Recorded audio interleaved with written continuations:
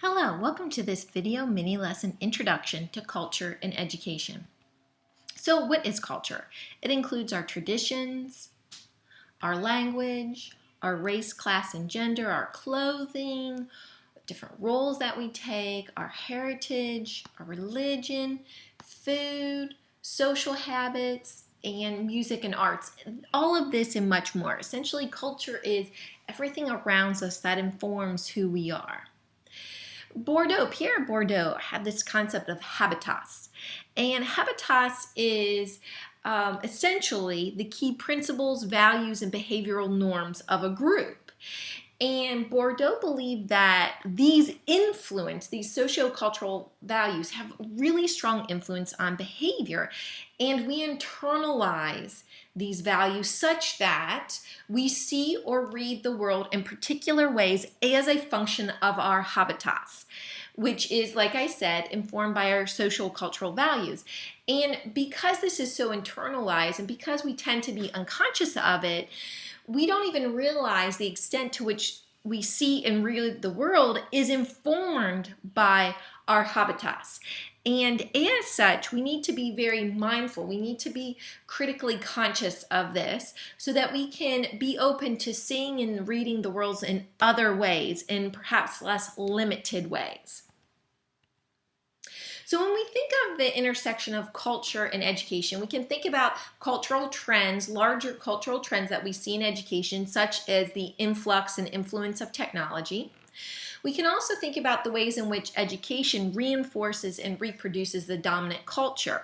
And we've kind of been reading about this. For example, education tends to reinforce white middle class cultural tendencies and values. Also, and this we tend to think of less, is the idea that schools actually conduct cultural violence. Let's look at a historic example of this. So, generally speaking, schools have served in our country the roles of assimilating other cultures into quote-unquote American culture, whatever that is, and also schools have been expected to teach culture. However, sometimes this leads to cultural violence. For example, in the late 19th and 20th centuries, Indian boarding schools came into existence. Originally, they were founded by missionaries, and then they were provided by the Bureau of Indian Affairs.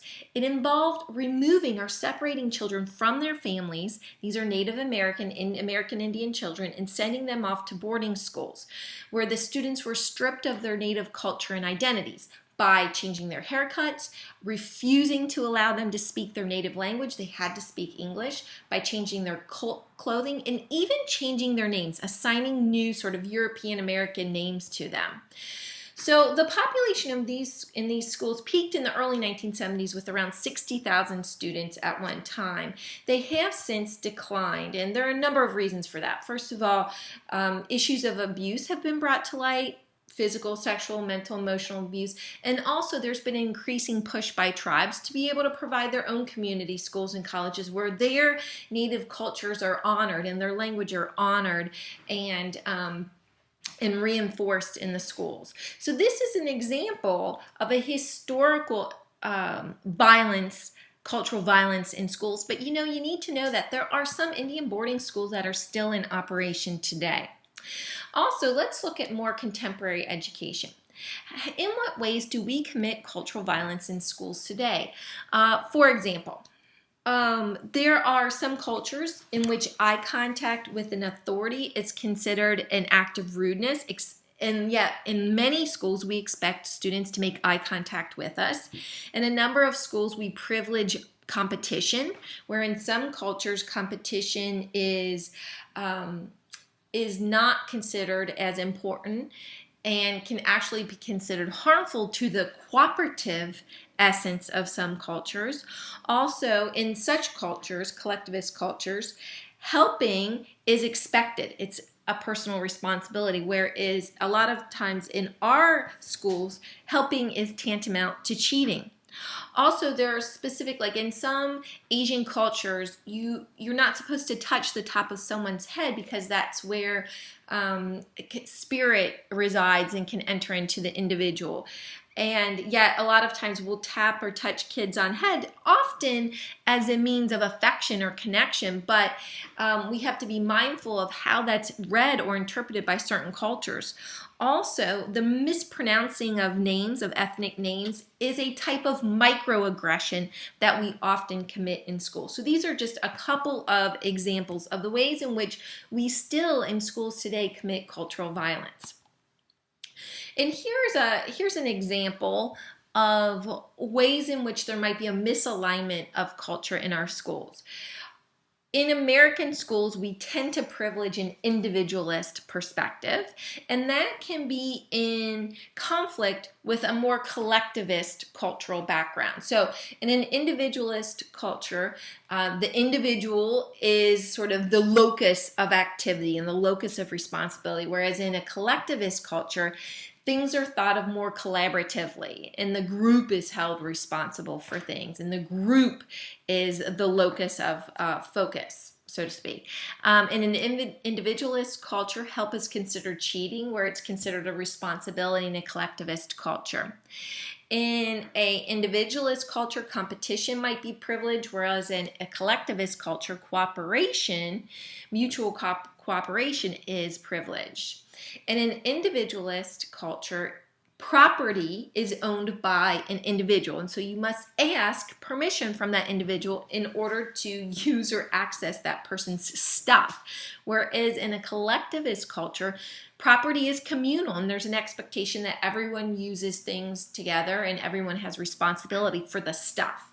In an individualist culture, the teacher is the total seat of authority, and students look to the teacher as the arbiter of any sort of problems or situations that arise. Whereas in a more collectivist culture, the teacher may still be the primary authority, but students guide one another's behavior to a certain extent, and they can mitigate and arbitrate in certain challenges or problems.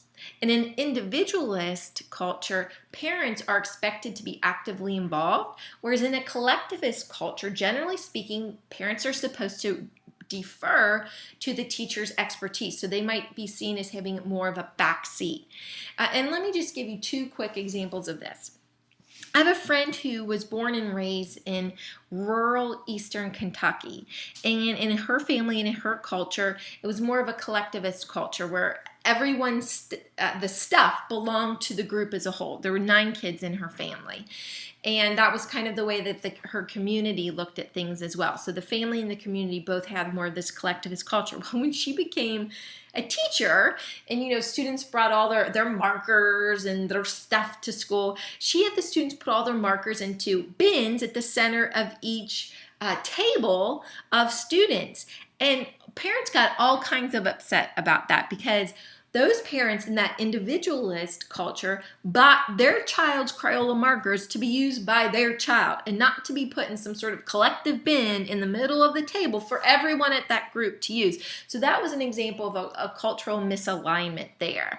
As another example, in some Latino cultures that are more collectivist, the parents are supposed to defer to the teacher's expertise. As such, they kind of don't take a very visual role from the school's perspective in their students' education. But at home, they are supporting education by teaching things like discipline and hard work ethic and things like that, respect for the teacher. So that sense of education can be a misalignment with a lot of sort of white middle class culture, which expects parents to show up for meetings and bake cookies and send them field trip forms and all that kind of stuff. So these are a couple of examples of how we need to be mindful of cultural violence and cultural misalignment in our schools. And then we need to think, how can we honor culture and build from students' culture? So see students' cultures as a strength from which we can build. So those are things that I hope you'll think about as we go through this module.